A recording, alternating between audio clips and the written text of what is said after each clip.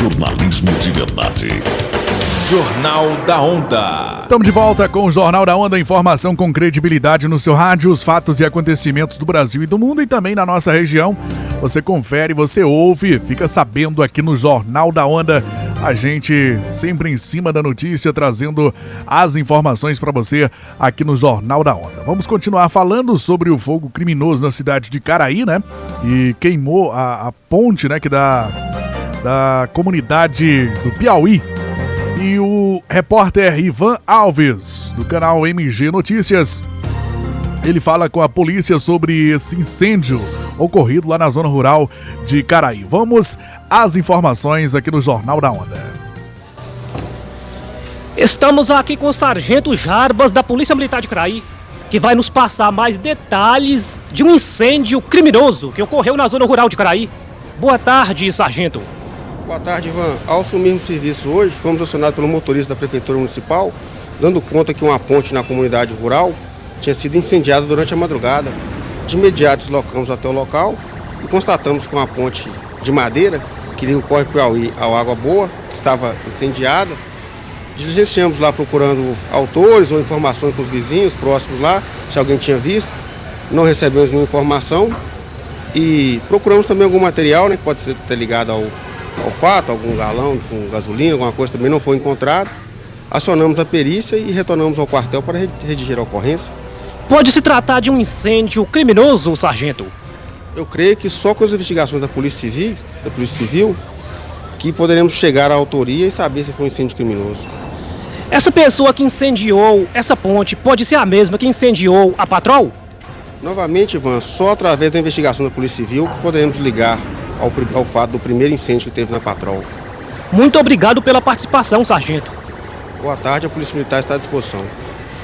E vamos ficando por aqui de Caraí, Minas Gerais, para o canal Ivan Alves, em parceria com a Rádio Metropolitana FM de Poté, Minas Gerais, e a Rádio Onda Nova FM de Padre Paraíso. Muito obrigado ao Ivan Alves pelas informações, falando direto aí da cidade de Caraí, Minas Gerais.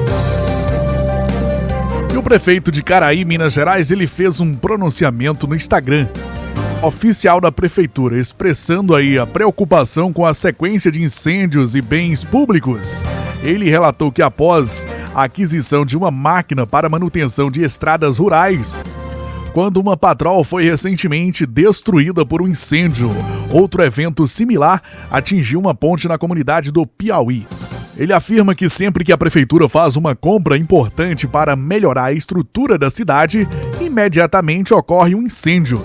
Segundo o prefeito, as ações têm prejudicado obras fundamentais e geram dúvidas sobre possíveis motivações políticas por trás desses crimes. O prefeito destacou que tais atos têm atrasado os serviços essenciais e questionou se esse seria o modo certo de fazer oposição, sugerindo que os grupos adversários poderiam estar por trás das ações. No entanto, ainda não há confirmação oficial das autoridades sobre quem são os responsáveis por esses incêndios. Ele conclamou as autoridades policiais a investigarem e cobrarem responsabilidade, enfatizando que atentado contra o patrimônio público são atentados contra toda a comunidade de Caraí, deixando claro que espera que esses episódios sejam levados a sério pela sociedade. Até o momento, a Polícia Civil de Minas Gerais não divulgou qualquer indicação oficial sobre autoria ou motivação dos incêndios. Eu me chamo Bruno, quando eu passei no horário, eu já tava pegando fogo mesmo. Aí prejudica todo mundo, né? E a comunidade, nós passa lá direto, sempre do S1, né? E agora como é que passa? Aí prejudica mesmo. Estamos aqui em Belo Horizonte cumprindo uma importante agenda, onde recebemos aqui a escavadeira hidráulica doada pelo governo federal. Mas o município de Caraí acordou hoje com mais uma triste notícia. Um ato criminoso colocou fogo em uma ponte na comunidade do Piauí. Vale ressaltar que essa ponte ela vem há décadas com problemas. Desde a gestão passada, em 2021, onde tivemos fortes chuvas, essa ponte se encontra com gravíssimos problemas, que deveriam ser sanados pela gestão passada, onde passaram 2 prefeitos nos últimos 4 anos. Mas a nossa gestão, nos 5 meses até então, que estamos à frente da Prefeitura de Caraí, assumimos o compromisso de melhorar esta ponte e várias outras vias de acesso ao município de Caraí, às comunidades rurais. Já está com mais de 50 anos que eu moro aqui, né? Criei meus filhos tudo aqui, 10 filhos. E aí essa ponta aí, já tem uns mais de 3 anos que ela tá torta aí. Passar de carro, o carro só falta tombar. E aí a gente já procurou para eles arrumar, até hoje não arrumou.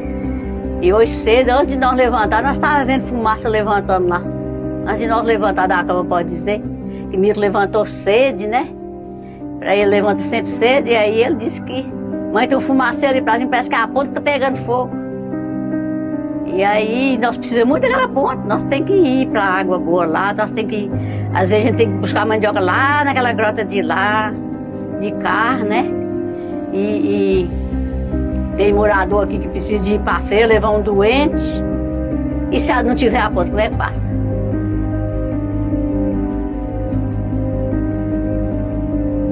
Atos criminosos e vandalismos vêm acontecendo no nosso município. Vale ressaltar que no mês de fevereiro, após anunciarmos a compra de 8 novos carros para o município de Caraí, logo em seguida, um ato criminoso colocou fogo em nossa patrol. E agora, ontem, anunciamos aqui para o município de Caraí o recebimento de uma nova máquina, uma escavadeira hidráulica. E hoje, um dia após, um ato criminoso também colocou fogo em uma ponte no nosso município. Eu deixo a pergunta, isso é o modo certo de fazer oposição? Este é o caminho? É essa turma que gosta de Caraí? E esperamos que a justiça descubra quem fez esse ato criminoso numa comunidade na zona rural de Caraí e possa responsabilizar a pessoa que nesse momento está prejudicando os moradores, prejudicando a população. E fica aqui o nosso compromisso com a população de Caraí, de continuar trabalhando, de continuar mostrando um trabalho sério. A Prefeitura de Caraí repudia veementemente qualquer ato de vandalismo e está tomando as providências cabíveis junto às autoridades para identificar os responsáveis. Jornal da Onda, informação com credibilidade no seu rádio, sempre te deixando muito bem informado. Todos os dias a gente atualiza você sobre as principais notícias do Brasil e do mundo e também da nossa região aqui no Jornal da Onda. Jornalismo de verdade. Jornal da Onda.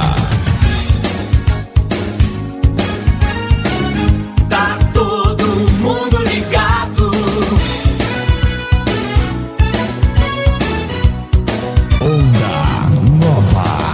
Onda Nova, Jornal da Onda, e agora vamos com o nosso Na Estrada de hoje.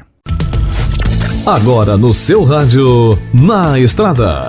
Seu guia de turismo, Na Estrada. Na Estrada no ar, e hoje vamos até Abaíra. É uma cidade localizada no sudoeste da Bahia, com cerca de 10 mil habitantes. Uma estimativa do IBGE do ano de 2023. Fundada em 1961, a cidade tem como base econômica a agricultura, destacando-se na produção de café, feijão e milho, além da pecuária. Abaíra é um destino de turismo rural, com belas paisagens naturais, como as serras e os rios da região. O clima é tropical, com verões quentes e chuvas no período de inverno, favorecendo a agricultura. A cidade preserva tradições culturais como festas populares e celebrações religiosas, incluindo a festa de São João. Sua economia também conta com o comércio local e pequenos negócios que atendem a população e municípios vizinhos. A Abaíra oferece boa qualidade de vida, com um ritmo mais tranquilo e acolhedor. Sendo uma típica cidade do interior baiano, a cidade valoriza sua história e as raízes culturais do povo local. Conheça Abaíra, a sua tranquilidade do interior da Bahia. Na Estrada, seu guia de turismo. Jornalismo de verdade. Jornal da Onda. Começa a funcionar nesta segunda-feira, dia 16, o Pix automático, que vai permitir o pagamento imediato daquelas contas que chegam todos os meses, como energia, água, telefone, mensalidades escolares ou serviços de streaming.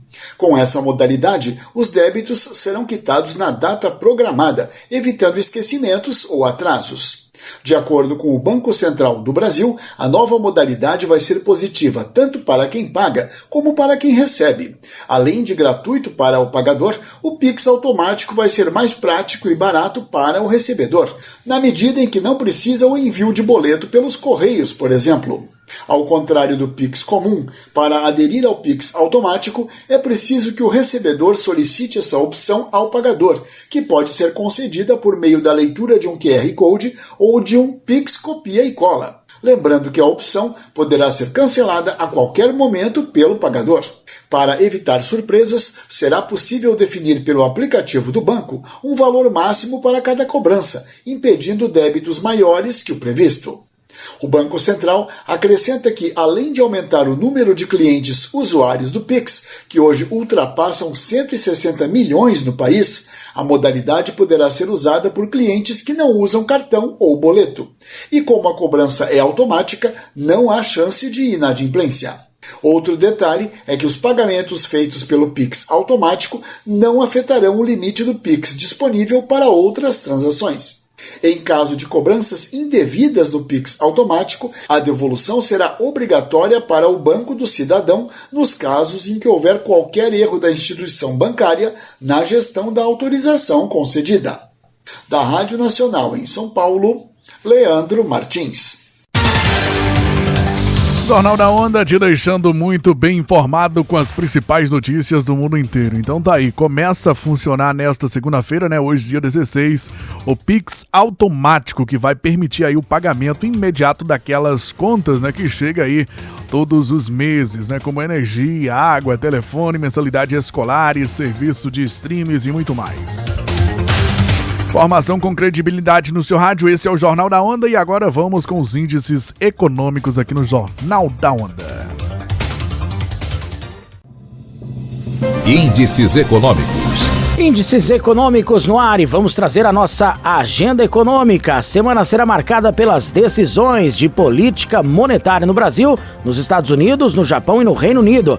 Além disso, os dados do IBC-BR, considerados uma prévia do PIB brasileiro, também ganham destaque no início da semana. Bem, o Comitê de Política Monetária, o Copom, do Banco Central, anuncia nesta quarta-feira sua nova decisão sobre a taxa Selic, atualmente em 10,50% ao ano. A expectativa é de manutenção dos juros em meio às incertezas fiscais internas e a pressão recente no câmbio.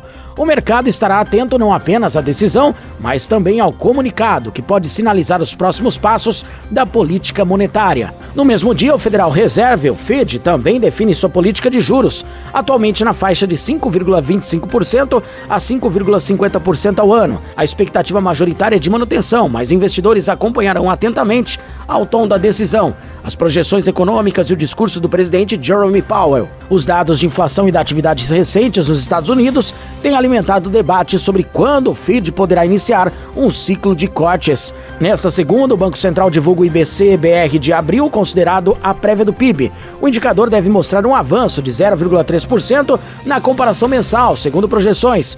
O número será acompanhado de perto para avaliar se a economia brasileira mantém um ritmo de recuperação, especialmente em meio ao cenário de juros ainda elevados e consumo enfraquecido. No Brasil também saem amanhã, na terça-feira, o monitor do PIB da FGV e ao longo da semana dados da inflação como o IGP-10 e IPCS, o IGPM. Segundo a prévia, no exterior os investidores observam os números de vendas no varejo e produção industrial nos Estados Unidos e os pedidos de auxílio-desemprego na quarta-feira. Além do FED, o Banco do Japão e o Banco da Inglaterra também definem suas taxas de juros com possíveis impactos sobre os mercados globais. A semana encerra na sexta-feira, dia 20, com dados relevantes nos Estados Unidos, como o índice de atividade do FED da Filadélfia e na zona do euro com a confiança do consumidor, a prévia de junho. Esta foi a nossa edição dos Índices Econômicos desta segunda-feira, trazendo a nossa agenda econômica. Uma boa semana de negócios para você. Eu, Diego Soares, fico por aqui e volto a qualquer momento com mais informações para você. Índices Econômicos.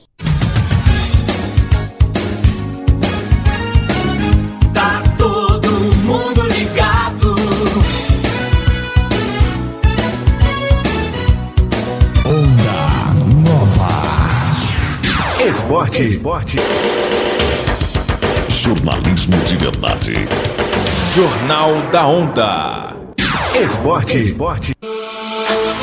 Jornal da Onda, o momento do esporte, as informações do mundo esportivo para você. Vamos falar de Campeonato Brasileiro Série B. Nesse final de semana nós tivemos no sábado lá no Rei Pelé, o CRB venceu o Goiás por 2-0. Tivemos no sábado também na Liga Arena, o Atlético Paranaense venceu o Remo por 2-1. Na Arena Sicredi, o Atlético Clube venceu o Operário por 2-1 também no sábado. Ontem nós tivemos empate no Antônio Ascioli. Atlético Goianiense empatou com o Curitiba. Ontem também nós tivemos o Novo Horizontino venceu o Cuiabá por 3-0 e tivemos a vitória também do Criciúma, venceu o Amazonas por 3-2. Hoje nós teremos mais um jogo pela Série B do Campeonato Brasileiro. Chapecoense enfrenta a equipe da Ferroviária, jogo logo mais às 19 horas, 7 horas da noite. Mundial de Clubes, ontem nós tivemos o Bayern de Munique venceu o Auckland City por 10-0. Tivemos a vitória ontem também do Paris Saint-Germain, venceu o Atlético de Madrid por 4-0. O Palmeiras empatou com o Porto em 0-0. Jogos de hoje nós teremos pela Mundial de Clubes da FIFA. Às 16 horas, nesse momento já está jogando Chelsea e Los Angeles. Às 19 horas, 7 da noite, tem Boca Juniors enfrentando o Benfica. E às 22 horas, 10 da noite, tem Flamengo enfrentando o Esperance. Campeonato Brasileiro Série C, hoje nós teremos às 19 horas e 30 minutos, o Náutico enfrenta o Maringá e o CSA enfrenta o Floresta. Campeonato Brasileiro Série D, hoje às 19 horas e 30 minutos, tem Lagarto enfrentando o Jequié. E teremos às 20 horas, América do Rio Grande do Norte enfrentando o Ferroviário. Campeonato Mineiro Módulo 2, hoje tem às 19 horas e 30 minutos, Guarani de Minas Gerais enfrenta o Ipatinga. E às 20 horas e 15 minutos, o Mamoré enfrenta o Patrocinense. Copa Paulista, hoje tem às 19 horas, 7 da noite, Guarani enfrenta o Paulista e o Oeste enfrenta o São Caetano. Às 19 horas e 45 minutos, o São Bento enfrenta o 15 de Piracicaba. São jogos que nós teremos hoje. Esporte. Jornalismo de verdade. Jornal da Onda. Jornal da Onda sempre te deixando muito bem informado. Você acabou de conferir aí as notícias do mundo do esporte. Dando sequência ao Jornal da Onda, agora tem a previsão do tempo. Previsão do tempo e a temperatura.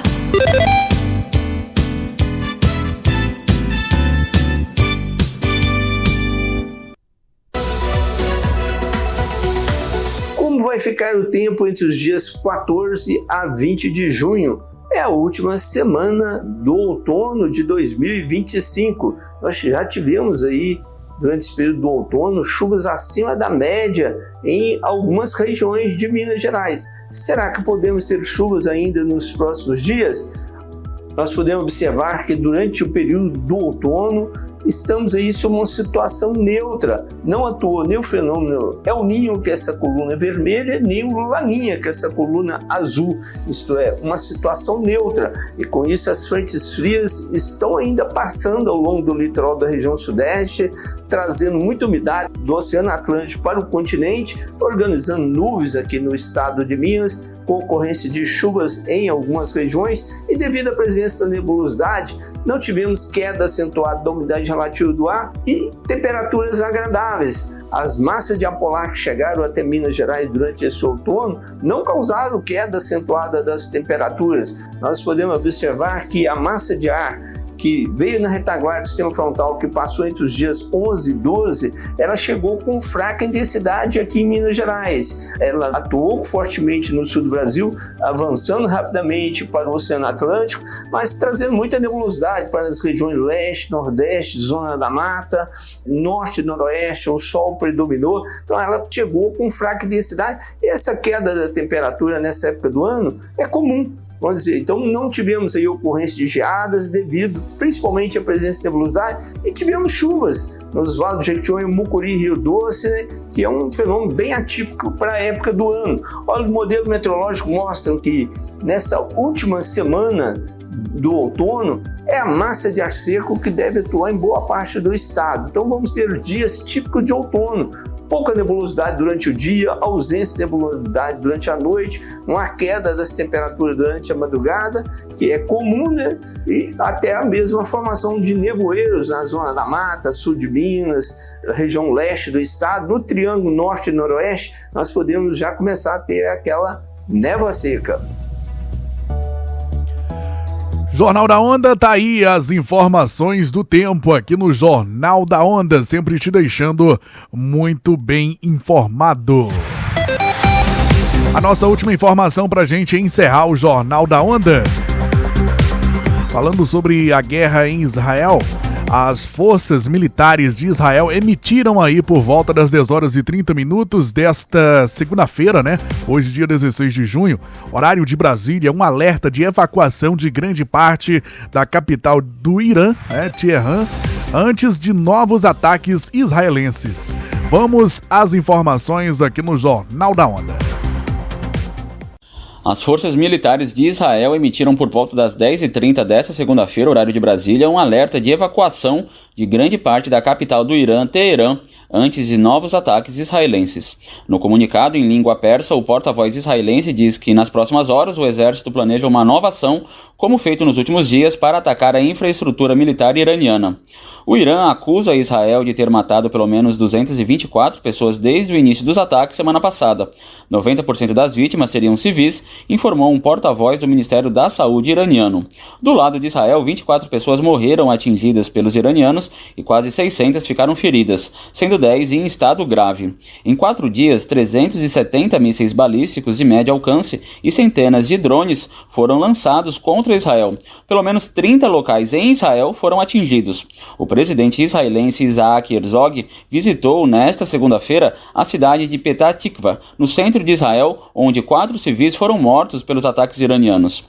Já o primeiro-ministro Benjamin Netanyahu disse que a cidade de Teherã está em chamas por causa da ação dos pilotos israelenses. Nesta segunda, Netanyahu voltou a repetir que a Força Aérea Israelense controla os céus de Teherã. Segundo o porta-voz das forças militares israelenses, Efde Frin, pelo menos 20 quartéis iranianos foram atacados, junto com mais de 100 lançadores de mísseis terrestres. Jornais israelenses apontam que o exército também atacou instalações de energia, sistemas de radar e um avião de reabastecimento iraniano no aeroporto de Mashhad, nordeste do Irã, a 2.300 quilômetros de Israel. Esse é o alvo mais distante até agora. Do lado do Irã, o ministro das Relações Exteriores, Ismail Baghei, acusa Israel de ter atacado um hospital infantil universitário em Teherã. O vice-ministro de Relações Exteriores disse que o prédio do ministério também foi alvo de um ataque aéreo, deixando vários civis feridos. A agência de notícias iraniana divulgou imagens de estilhaços e civis feridos, adultos e crianças, em uma área residencial urbana.